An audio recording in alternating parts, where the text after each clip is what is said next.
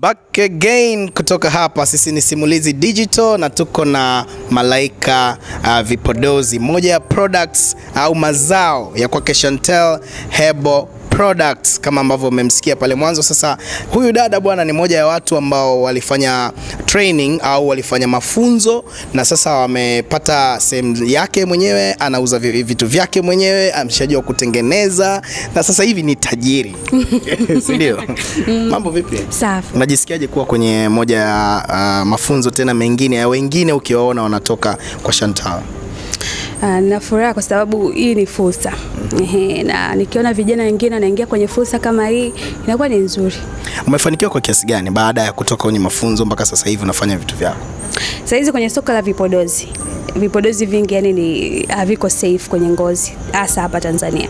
Kwa hiyo ukiona nimetoka kwa mwalimu ambaye anafundisha vipodozi from scratch, organic, ambavyo ni safe kwenye ngozi, ambavyo hata nikimuuzia mteja wangu ninaamini kabisa ni yuko salama. Hiyo ni kitu kizuri. Kwa hiyo nimeweza kukaa sokoni kwa sababu mwalimu wangu ni mzuri. Unawaambia nini wale graduates ambao sasa hivi ndio wametoka kuhusiana na mafunzo waliyopata, wafanye nini au wajikite wapi hasa kwenye swala zima la vipodozi? Hapo ulipofundishwa jiongeze. Najua ukipata ujuzi unaweza kujiongeza mwenyewe kwa sababu anakupa ujuzi ambao unaelewa vitu, sio anakupa formula. Unaelewa vitu kwa undani. Kwa hiyo jiongeze. Hapo ulipo gundua vitu, enda na soko linavyotaka, then utakuwa vizuri kwenye business. Neno lako la mwisho kwa Chantel? Endelea kutupa vitu vizuri. Bana, huu ni usiku wa Chantel na hapa tuko Salam Hotel.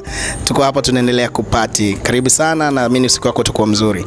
Hii hapa ni Simulizi Digital. Tunamaliza hivyo na dada yetu Malaika Vipodozi, moja ya mazao mazuri kabisa Chantel Herbal Products. Sisi ni Simulizi Digital. Endelea kutufuatilia.